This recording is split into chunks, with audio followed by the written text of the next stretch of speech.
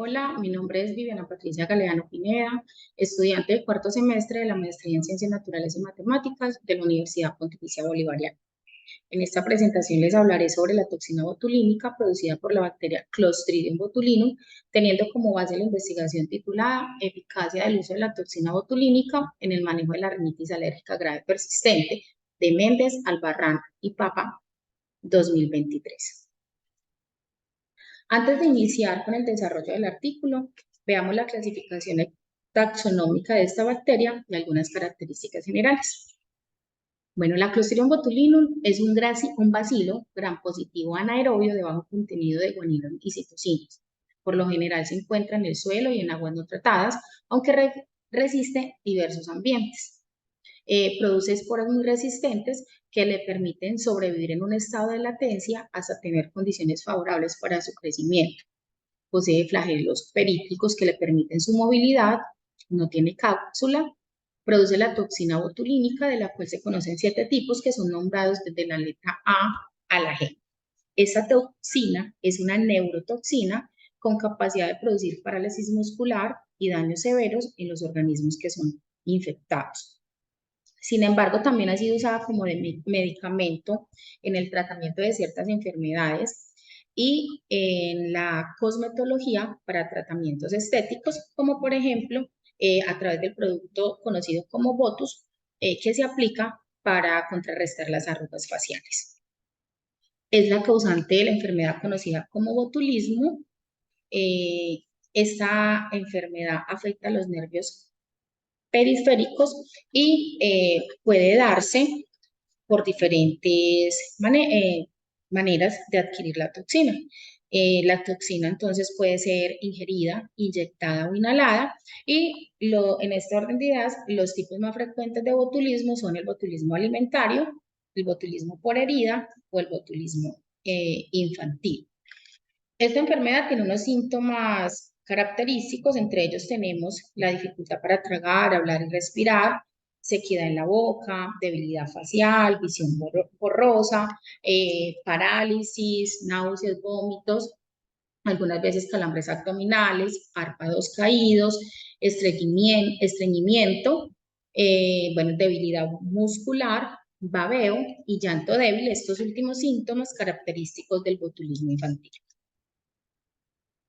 Bueno, dentro del árbol, el árbol del origen de la vida, tenemos que la Clostridium botulinum se clasifica dentro del gran dominio de las bacterias, específicamente dentro de la rama de las gram positivas, teniendo en cuenta pues que estas gram positivas, dentro de las gram positivas hay una diversidad de procariotas y podemos encontrar de acuerdo a la forma, bacilos y cocos. Pero recordemos que nuestra bacteria de interés, es decir, la Clostridium botulinum, es un bacilo. Bueno, respecto a la clasificación de la Clostridium botulinum, de acuerdo a la obtención de energía, entonces tenemos que esta bacteria se clasifica como quimiótrofa, ya que utiliza compuestos químicos como fuente de energía. Como dador de electrones, eh, tiene sustancias orgánicas o requiere sustancias orgánicas que le permiten iniciar ese proceso para la producción de ATP. Por esta razón se clasifica como quimioorganótrofa dentro del gran grupo de las quimiótrofas.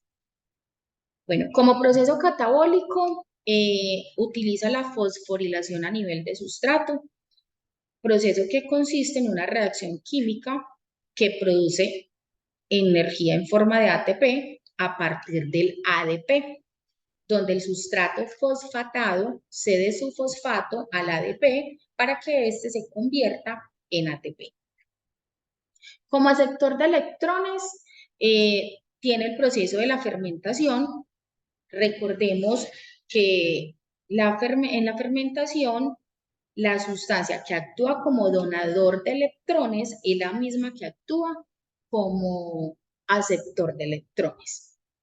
Finalmente, como fuente de carbono La Clostridium botulinum necesita, bueno, ya sabemos que sustancias orgánicas y por eso es considerado como un organismo heterótrofo, como lo son todos los quimioorganótrofos.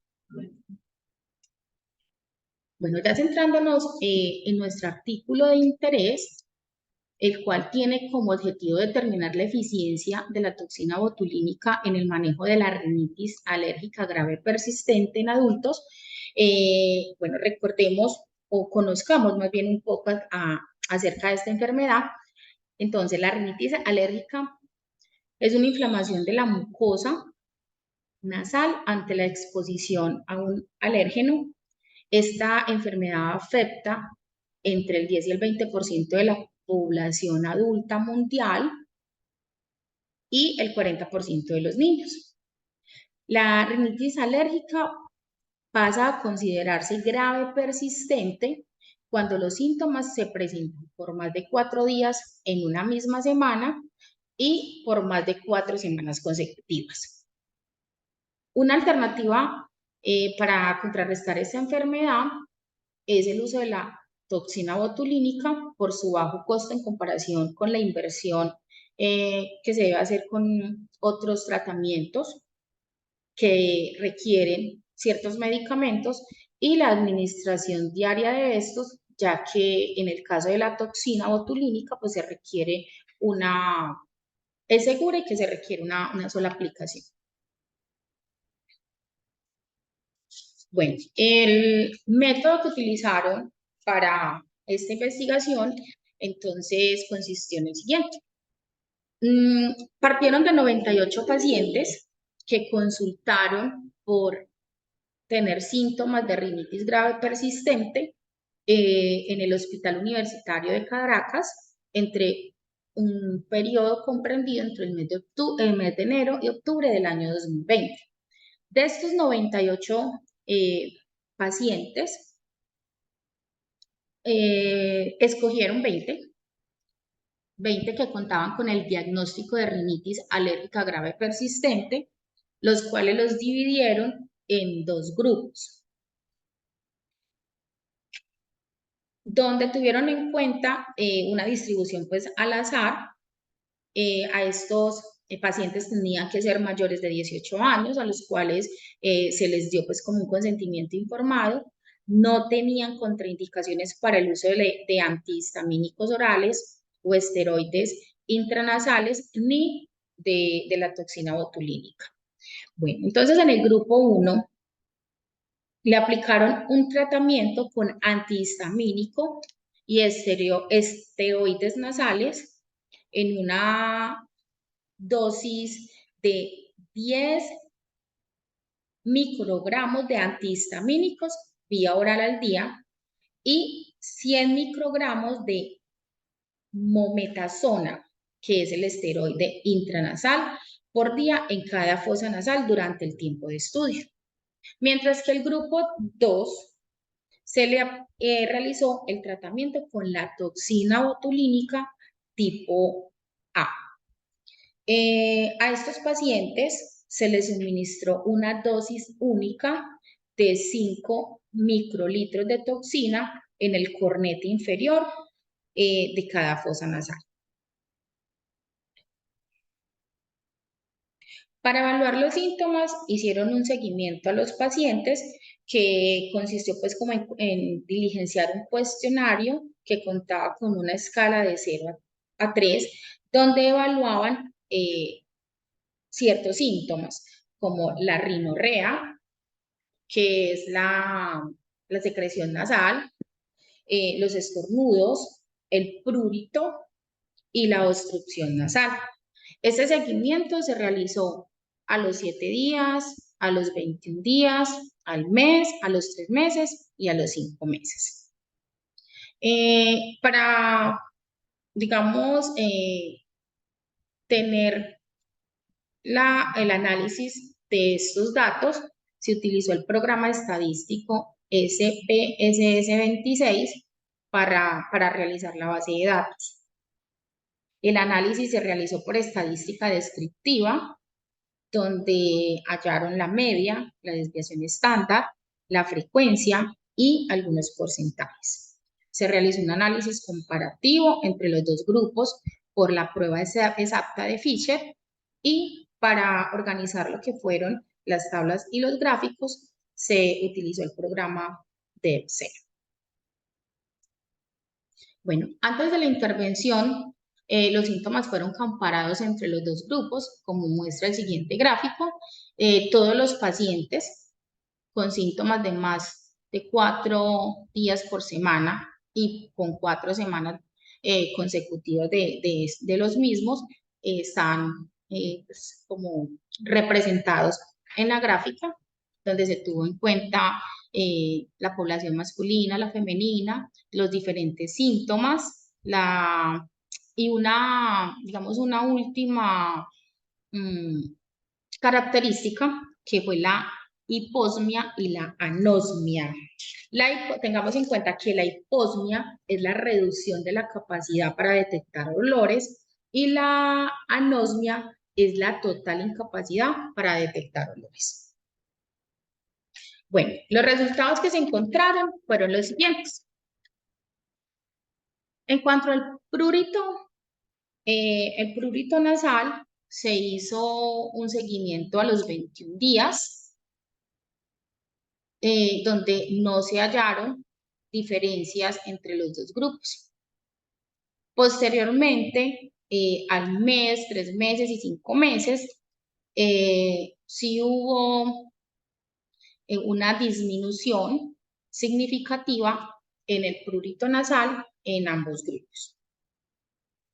En cuanto al síntoma de estornudo, se encontró que no hubo una significancia estadística en cuanto a la disminución de este síntoma en ninguno de los dos grupos.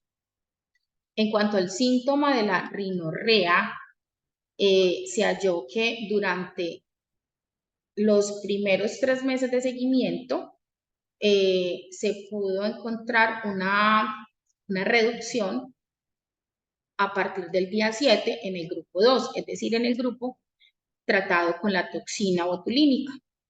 También hubo una reducción significativa a partir del día 21 hasta los 5 meses en ambos grupos. Y ya en el quinto mes, se vio que en el grupo 1, que es el que fue objeto de estudio con el tratamiento de antihistamínicos, se obtuvo que el 60% de los casos aún presentaban este síntoma. Pero en el grupo 2, que fue el tratado con la toxina botulínica, ya ninguno de los pacientes sentía rinorrea. En cuanto a la obstrucción nasal, se encontró que hubo una disminución en el grupo 2, pero esta disminución no tiene una diferencia significativa en comparación con el grupo 1. Bueno, y pues en la hiposmia y anosmia solo se presentó en los primeros 7 días del tratamiento y solamente se presentó en el grupo número 2, es decir, en el grupo que está bajo el tratamiento de la toxina botulínica. Bueno, en cuanto a la discusión, en el artículo relacionaban 2 documentos, entre ellos el de Hachemin et al. 2013, con el cual demostraron que después de 2 meses de terapia, la gravedad general de la rinitis disminuyó al mismo nivel cuando los participantes recibieron la toxina botulínica o un tratamiento con un medicamento llamado cetiricina. Otro documento es el de Rising et al. 2021, el cual respalda el uso de la toxina botulínica tipo A como tratamiento para la rinitis crónica hasta por un tiempo de 24 semanas, es decir, 6 meses, coincidiendo con los hallazgos de este estudio.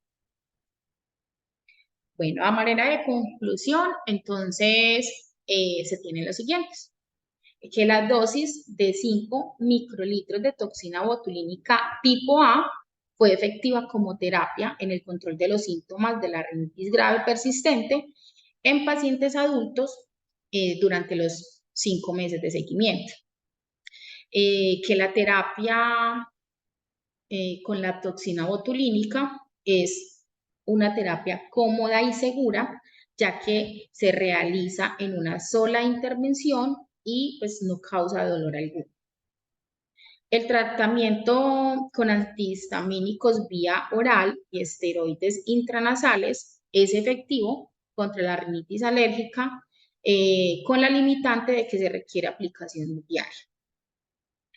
Y por último, que a largo plazo, la terapia con la toxina botulínica tiene un costo más bajo por paciente que el tratamiento prolongado con antihistamínicos y esteroides tópicos nasales. Acá les comparto las referencias utilizadas para esta presentación.